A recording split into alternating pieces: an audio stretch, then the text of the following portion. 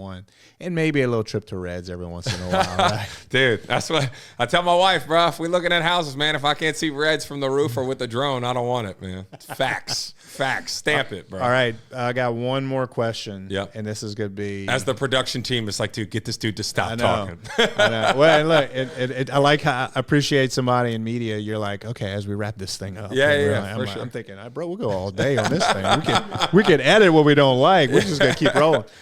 All right. Top 3 foods in Acadiana. Or foods or restaurants. I'll let you. Oof, man. Jeez. You got to do that to me. And look, that doesn't put down, anybody else, right? Yeah. So I'll tell you some of my go-tos in regards to, how this all works. And I know it's funny. Somebody's going to get mad at me.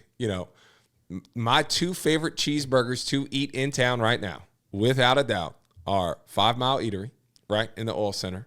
You just put me on this place this morning. Dude, it's kind of like my home away from home right now because, my current life situation pretty much has me working out of my truck all day, and I go set up shop there. 5 Mile Eatery, their cheeseburger with the fancy M cheese. I don't even know how to say it. It's fire. So good. But then another one that I really love, my second favorite cheeseburger, because I know this is a burger conversation, bro. Let's just be honest, right?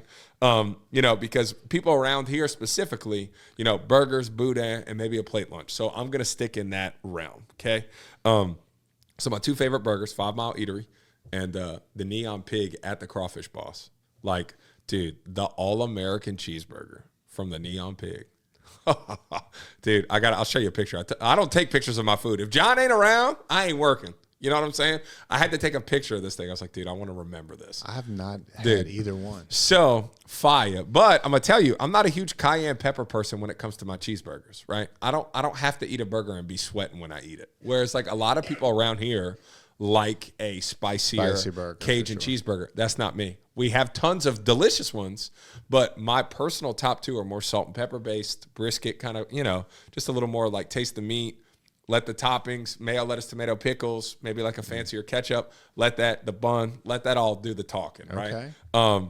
So from the Boudin standpoint, because I have terrific relationships with Don Specialty Meats, the Best Stop, Kochner's, all the big dogs in Scott, all of them do a great job, right?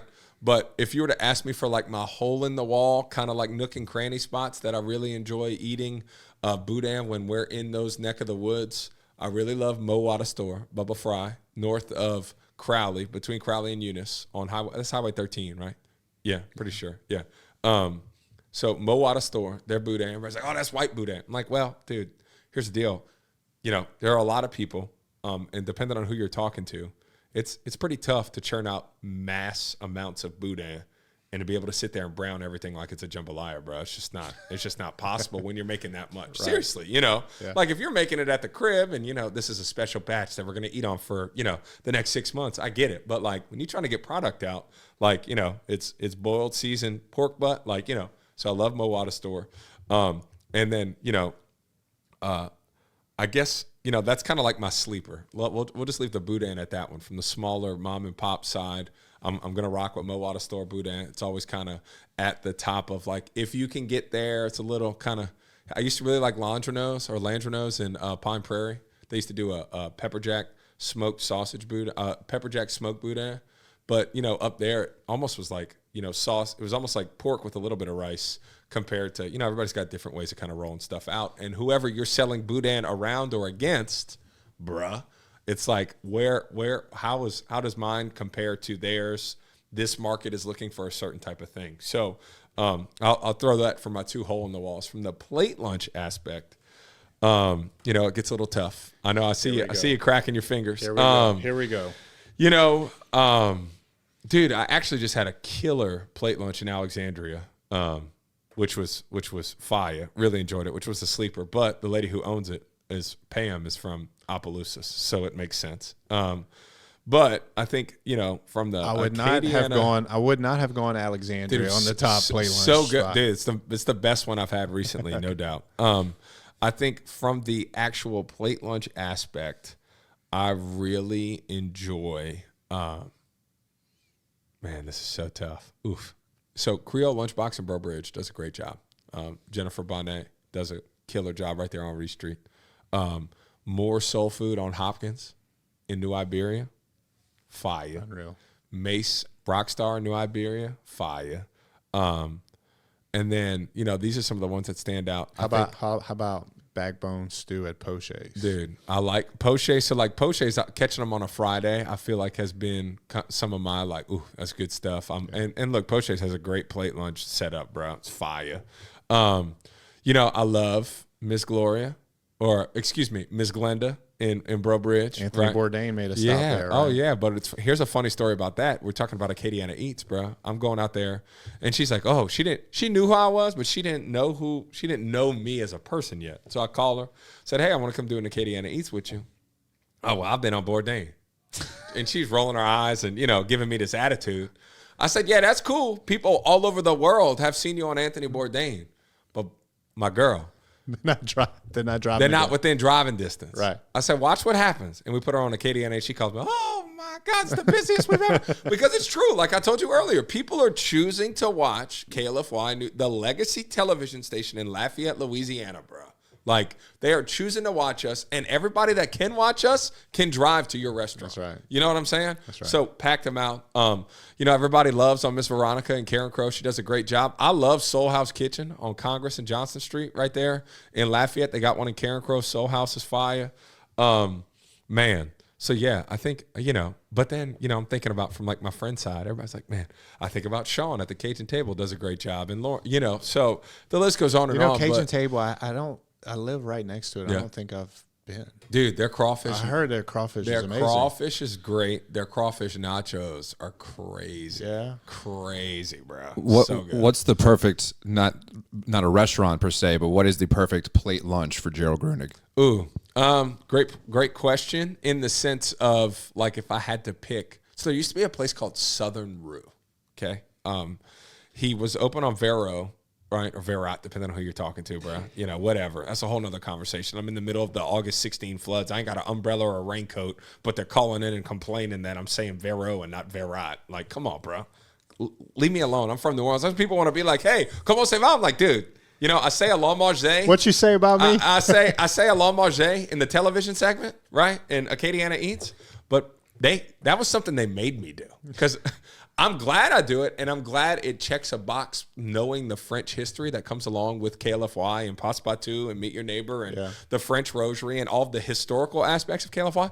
But I have to not humble people. I have to humble myself and just tell people like, hey, bro, I'm from New Orleans. I don't speak French. They made me say a la manger Acadiana. I'm so glad they did because it does get people excited about, oh, it's good to hear French on TV. Yeah.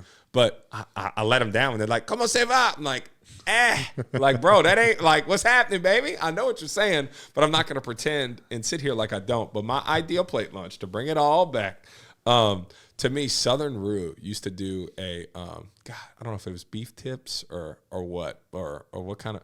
But he closed. He does some catering and stuff now, but he used to win all kinds of rice and gravy cook-up fire.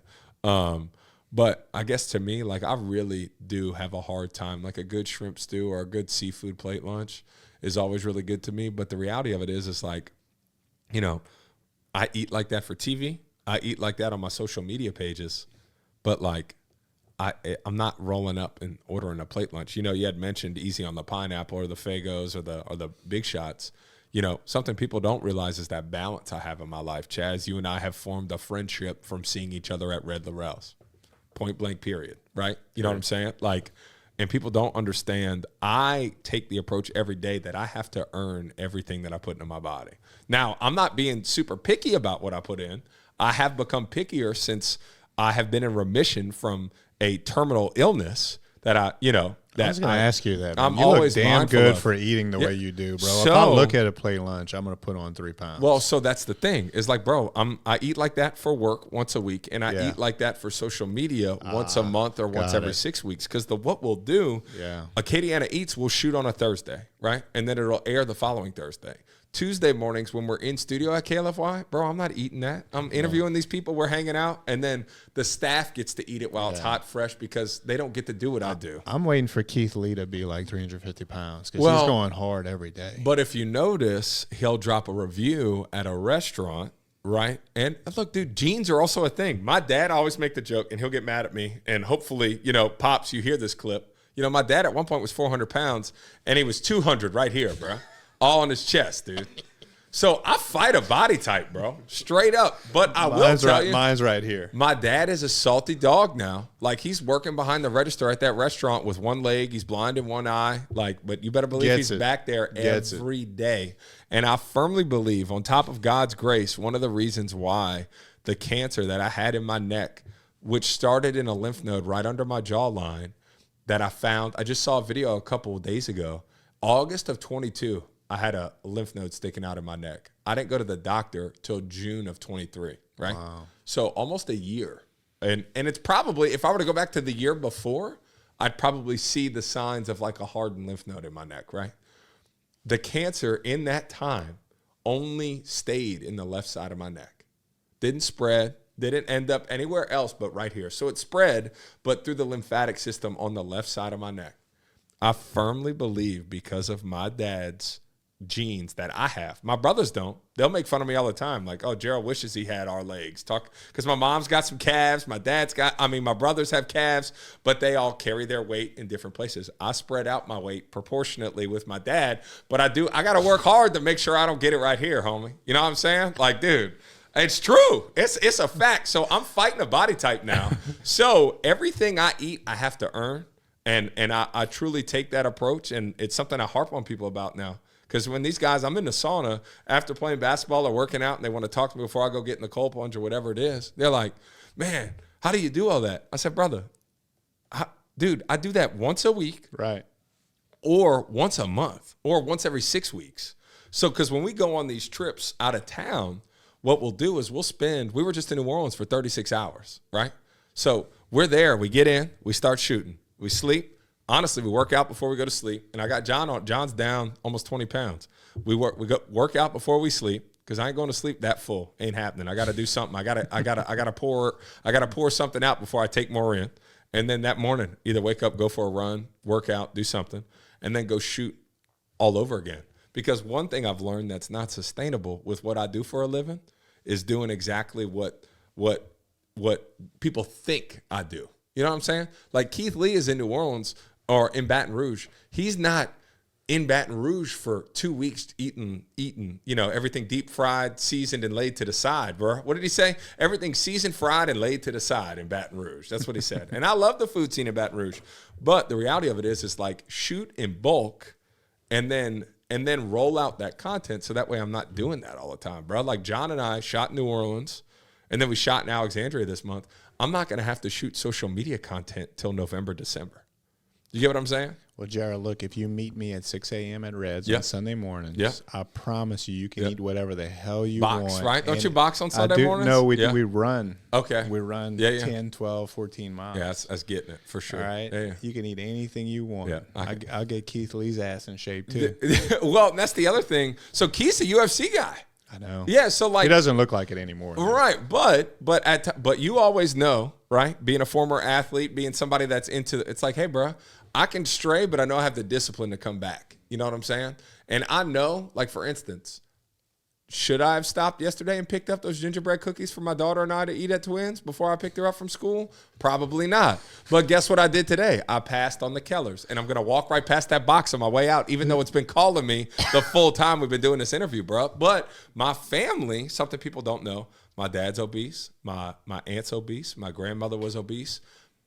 It's a problem on my dad's side of the family. Like, we all have bad eating habits. I have to work extremely hard doing what I do to not be 400 pounds. Point blank, period. And people don't know that. That's why, double cups are turning into double cups with water depending on where we're at. You know what I'm saying? Because it's true. Like, I ain't drinking pineapple sodas on a Tuesday and going home and chilling, bro. It ain't happening. Gerald, I got the feeling that you and I could podcast for 3 or 4 hours. Oh, dude.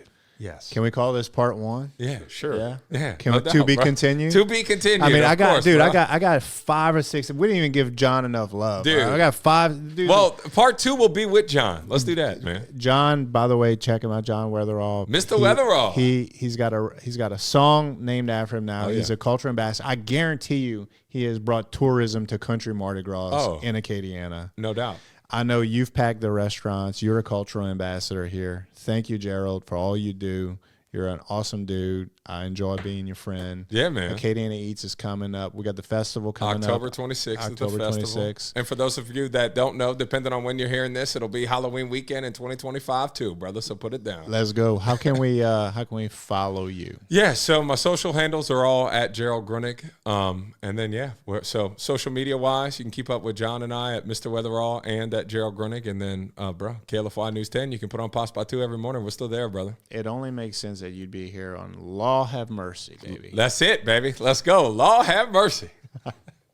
Hey, it would mean the world to me if you subscribe to the podcast and leave us a 5-star review. It helps keep the show free, and it helps us book better guests to provide more valuable content to you. None of the opinions expressed by my guests are that of my own, and nothing we talked about creates an attorney-client relationship or could be construed as legal advice. Hope you enjoy the show.